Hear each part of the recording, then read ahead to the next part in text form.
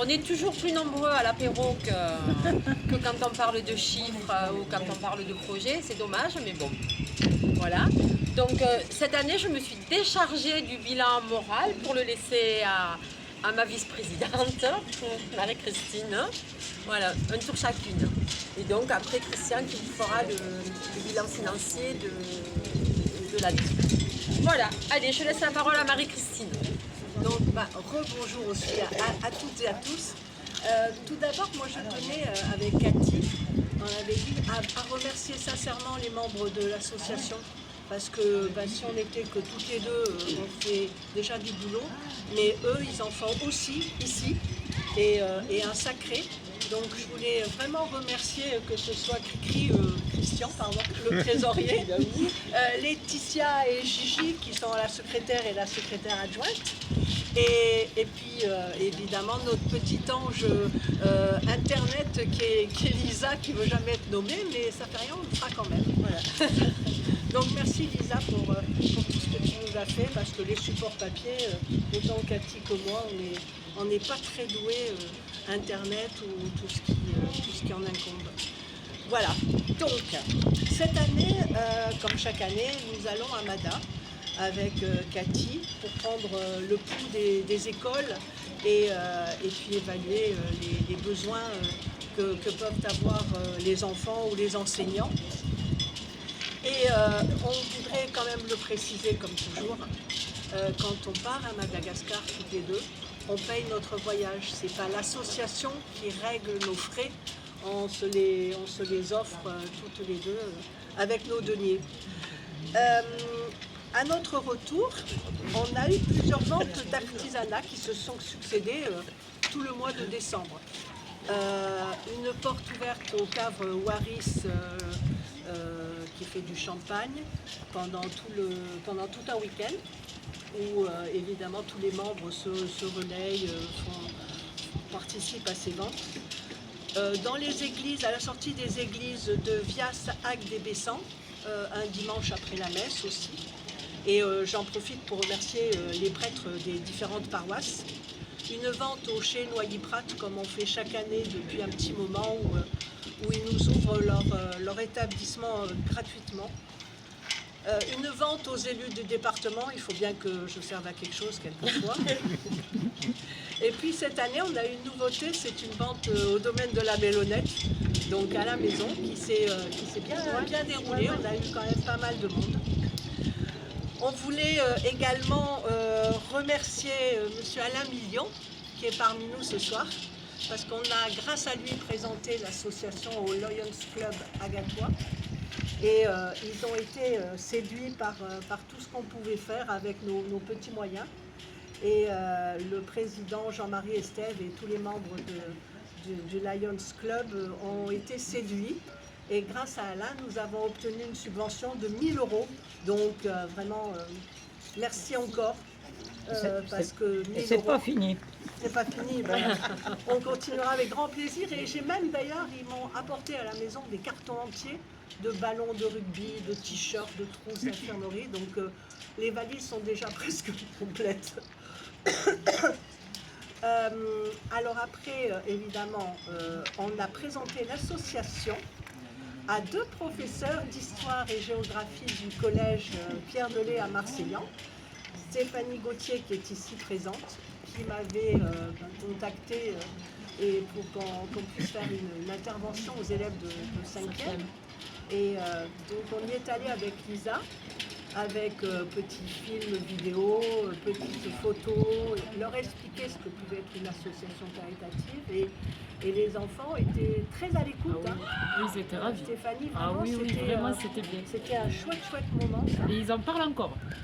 Donc, ils en parlent du encore. coup, au retour, avec Cathy, on leur a amené des cahiers qu'avaient fait les élèves de 5e de 2 de nos écoles, avec des dessins, des petits mots qu'ils avaient écrits pour les enfants, que j'ai remis à Stéphanie. Voilà, donc à voir pour la suite.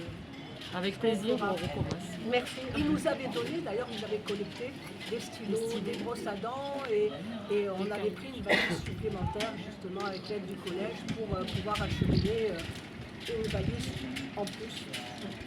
Voilà. Et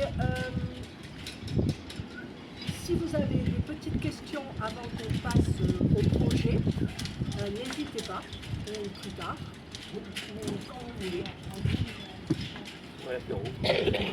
Ça, c'était déjà ce qui s'est passé l'an dernier. Et puis dans les projets, on a envie de faire une augmentation au salaire de la cuisinière. Parce que, pour ceux qui ne le savent pas, les trois écoles qu'on a sur Madagascar, une à Tana, une à Fianarantsoa dans la Brousse et une à Tamatave côté Est, qui est le plus grand port de l'île, elles ont été construites par une association lyonnaise qui s'appelle FIDES. Et nous, on est juste là en partenariat pour partager un peu le local, parce qu'il y a 2 jeunes qui travaillent à l'année pour payer les enseignants, pour tout ce qui est fourniture, pour la nourriture, mais pour les Pour le écoles. fonctionnement sur Voilà, place. pour tout le fonctionnement. Donc on paye une partie de ces jeunes et une partie du local avec eux. Et après, eux, ils s'occupent des salaires de tous les enseignants. Et puis nous, on s'occupe que de la partie nutrition et hygiène. Et donc, ils avaient augmenté l'année dernière le salaire des instituteurs et des professeurs, puisque ça va jusqu'à la 3e. Et nous, cette année, on aimerait bien augmenter le salaire de la cuisinière de la PAC et l'école de Tananarive, parce que dans l'école de Brousse, ce sont les mamans qui s'occupent des repas des enfants.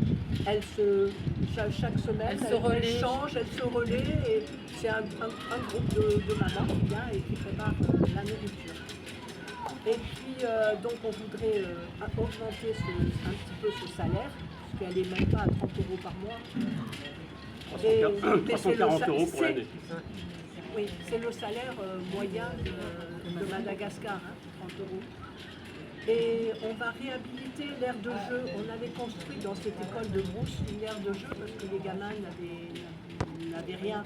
Donc, quand on avait un petit peu d'argent de reste, on a construit une aire de jeu il y a quelques années et elle a subi plusieurs cyclones, donc il y a quelques petits trucs qui ne vont pas, donc réhabiliter cette aire de jeu. Et chaque fois qu'on va dans cette école, généralement on fait une année sur 2, une année on fait Tana, Tamatave et une année Tana, Fianarantsoa. Et on s'est rendu compte que dans cette école de Brousse, les gamins sont toujours pieds nus, ils courent dans les rizières pour aller à l'école. Ils font souvent 10 km le matin et 10 km le soir pour venir du petit village à côté. Et ils ont toujours un bobo sur le pied. Et il y a 3 ans, on a une petite fille qui était limite septicémie. Elle avait un trou dans le dessus du pied. Alors on l'a soignée, on a montré aux instituts qu'est-ce qu'on pouvait lui mettre après, parce que les absolument heureusement qu'on avait des antibiotiques. Voilà, on avait tout ce qu'il fallait dans la trousse pour la soigner, mais bon, voilà. Enfin, on a fait ce qu'on a pu et du coup avec Cathy on s'est dit pourquoi ne pas créer une petite coopérative de chaussures, c'est-à-dire acheter la première année des 400 ou 450 paires de chaussures pour tous les gamins en ayant les pointures. Et puis quand ils grandissent, ils les redonnent et ils en reprennent d'autres et puis on prévisionne un petit peu chaque année. Donc ça c'est un petit projet qui nous tiendrait à cœur. Et évidemment, l'objectif principal, c'est bien évidemment la nutrition, donc c'est pouvoir nourrir tous ces enfants qui sont à peu près donc, 1 400 000. Et c'est le but parce que il y a 4 ans à peu près à Tana, la directrice avait dit à Cathy, est-ce que vous pourriez prendre en charge le repas du mercredi? On s'est dit, pourquoi prendre le repas le mercredi, ils sortent à midi. Et elle nous dit, parce que très souvent, du mardi midi au jeudi midi, ils n'ont rien dans le ventre. Donc, j'en de coup. Mais du coup, on a dit évidemment on fonce. Et donc on prend dans l'école de Tananarive, la capitale, on prend les 5 repas de la semaine en charge. Voilà. Et sinon, la prochaine mission, on part du 11 novembre, on sera là-bas du 11 novembre au 4 décembre. 3 semaines, comme chaque année. Et on a une petite nouvelle cette année qui va venir avec nous. Johanna, qui est une petite jeune, qui a un océan, mais qui rêvait de faire un peu d'humanitaire. Et son mari lui a dit vas-y, c'est une amie d'enfance de ma fille. Il dit vas-y, je garderai les enfants. Et voilà. Et on embarque. Elle a des compétences aussi médicales, puisqu'elle quel était Manip Radio. Donc voilà, bienvenue à toi et tu vas partir avec les vieilles. Ouais. Voilà, donc moi j'ai fini. Ben, merci Marie-Christine donc, pour ce bilan. Allez, Vous n'avez pas de questions, non? Parce que oui, des questions peut-être, non? On va attendre de t'écouter. Après, Oh, moi, c'est bon. ouais. J'en ai une, moi. Moi, c'est plus soporifique. Prends l'apéro à quelle heure? Attends, on arrive. Je vais dire 3 chiffres et c'est bon.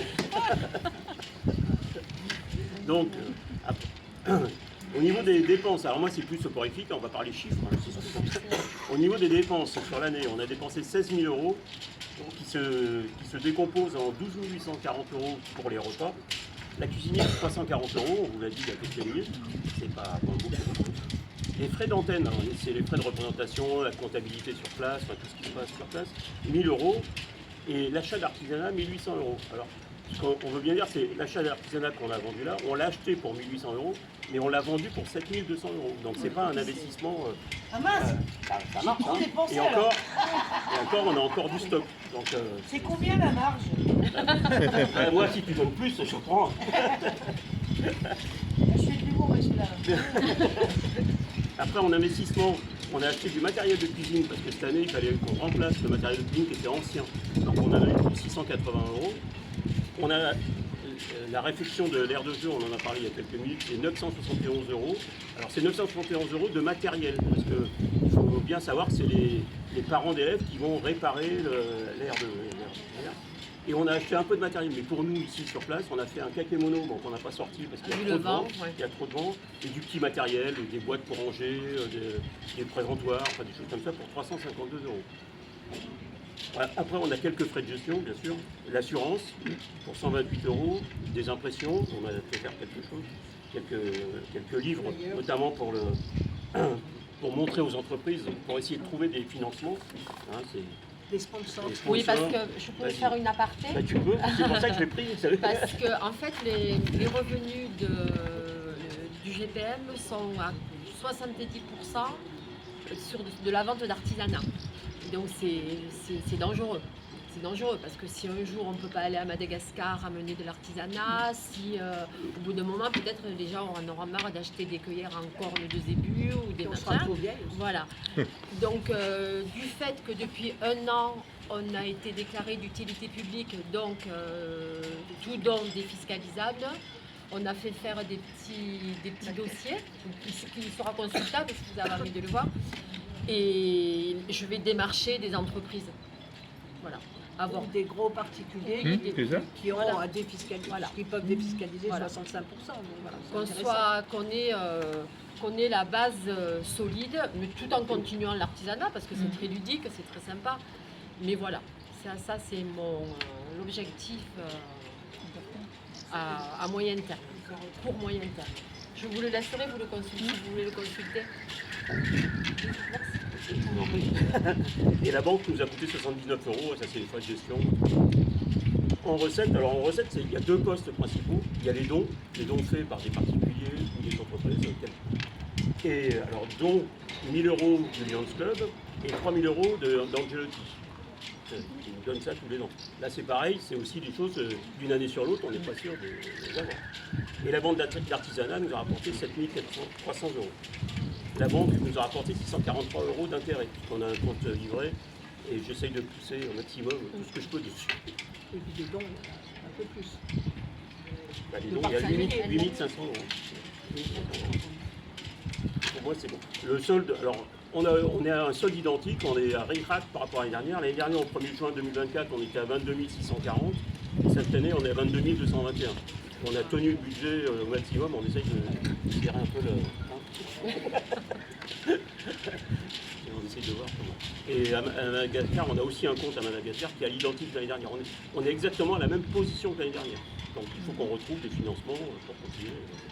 Alors on ne veut pas se démarquer trop de ces 20 000 euros à peu près, parce que d'une année sur l'autre, on n'est pas sûr, entre la vente, les dons, les donations et tout ça, d'avoir la même chose. Donc il faut absolument, si on veut que ce soit pérenne, parce qu'on nous a demandé plus, hein, on essaye de faire d'autres choses, mais on nous a demandé plus pour... Il faut résister parce qu'ils sont très demandeurs. demandeurs. Oui. Donc là, on est obligé de leur expliquer que voilà, nous ici, c'est pas comme ça, quoi. Et l'année dernière, on leur a fait acheter des graines pour essayer de voir s'ils peuvent faire de l'agriculture eux-mêmes, pour essayer de s'auto-alimenter finalement, pour diminuer les coûts de frais de cuisine. Pour moi, c'est bon. Même. Des questions, j'ai les justificatifs si quelqu'un veut vérifier. Vous avez quelques questions? Alors, Oui, Alain. oui.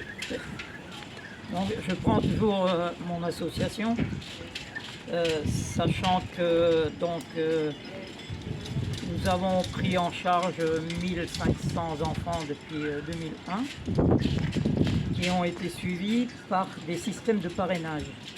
Et j'aimerais savoir s'il n'y aurait pas la possibilité dans votre association de parrainer quelques enfants, notamment ceux qui sont les plus en difficulté. Ouais.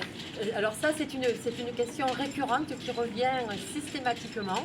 Et dans Laetitia, qui est à l'origine de l'association depuis 2006 avec moi, on s'est toujours refusé à des parrainages individuels, dans la mesure où pourquoi lui et pas lui.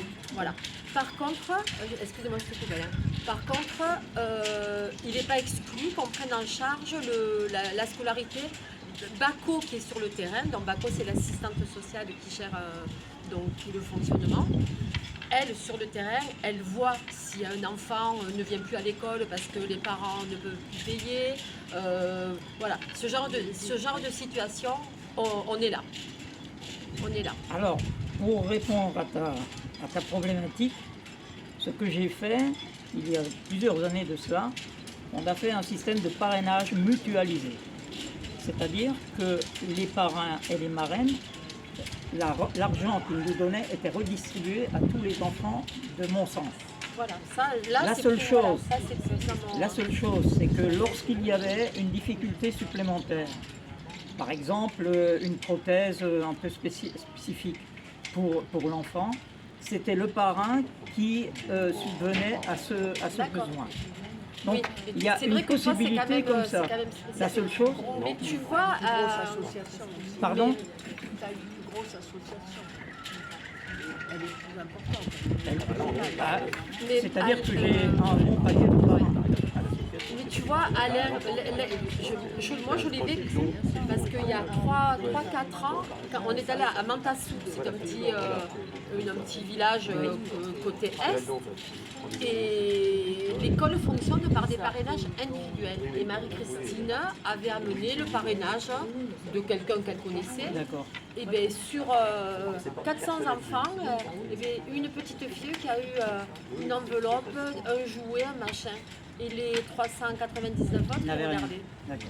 Alors Moi, j'ai- ça Voilà, m'a... je le parraine parce que c'est un ami, c'est un docteur de Béziers, Ouais, qui a ouais. cette association qui a monté son école aussi, parce que c'est vrai qu'à Madagascar, tout fonctionne un peu au niveau associatif. Hein. Mais on est allé avec Baptiste, c'est super ce qu'il a fait, hein, jusqu'à la terminale en plus.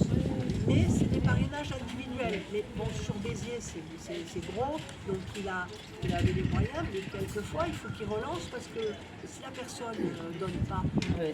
on ne peut pas Et puis- obliger et les puis- gens à payer chaque année. Et puis quoi. un parrainage individuel, C'est- moi c'est mon avis.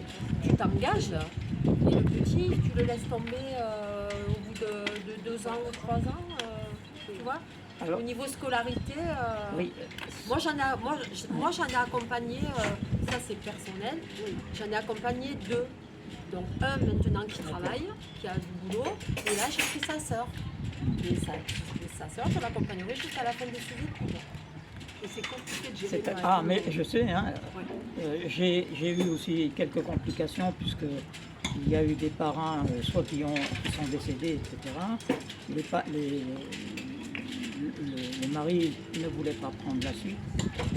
La seule chose, c'est que, en définitive, quand tu fais quelque chose, il y a toujours des échecs. Mais si on comptabilise le tout, par exemple pour mon association, depuis 2001 jusqu'à 2025, il y a 87% de réussite. C'est-à-dire il y a 8 enfants sur 10 qui, depuis le CM2 jusqu'à la terminale, ont été suivis par des parrainages. Donc c'est toujours, c'est vrai que c'est compliqué, mais par exemple avec mon association, chaque année je peux compter sur 10 000 € qui rentrent dans les caisses pour le suivi des enfants. Et oui, et on n'a pas ça. Nous. Et avec Cathy, quand on a vu les enfants de 3e l'année dernière à l'école de Fiana, à Marade, on était un peu brimés parce qu'on a demandé aux élèves, vous allez continuer l'année prochaine? Et tous, ils nous ont dit, on aimerait continuer, mais on ne sait pas si on aura les moyens. Oui, disons que la différence qu'il y a, c'est que moi j'ai mon centre de rééducation qui est fait, avec une trentaine d'enfants qui sont suivis du CM2 jusqu'à la terminale, et même après pour des études universitaires, c'est-à-dire qu'ils sont intégrés dans mon centre. Ce qui fait que les parrains et les marraines savent exactement où est-ce qu'ils en sont. Et ils peuvent les suivre pendant des années et des années. C'est peut-être la différence qui permet cela. Et on n'a pas, comme il y a des personnes nouvelles ce soir, on a aussi une caisse d'urgence. Ça veut dire que si un petit a besoin d'une opération, un instinct, on répond aux appels s'il y a des voilà, appels. s'il y a vraiment quelque chose de grave, d'urgent. C'est pour ça qu'il faut qu'on trouve des financements, pour pouvoir répondre à des difficultés immédiates.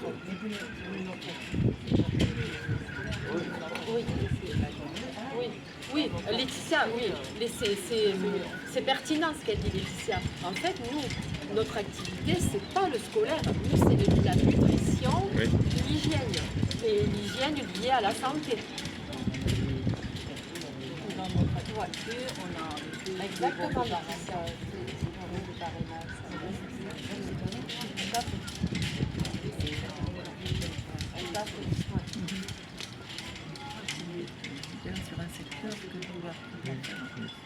D'autres questions? À quelle heure l'apéro? Ça y est, je crois que ça va être bon. Alors, on va clôturer le côté. Je peux pas clôturer sans encore une fois remercier l'accueil à l'Aviron Marseillais avec Cathy, Anne, leur bonne humeur, leur sympathie. Et Alain qui est absent. C'est leur gentillesse. C'est toujours un plaisir de venir ici. Alors, Vraiment. je suis plus gentille qu'elle. Merci. Allez, on va passer à l'apéro.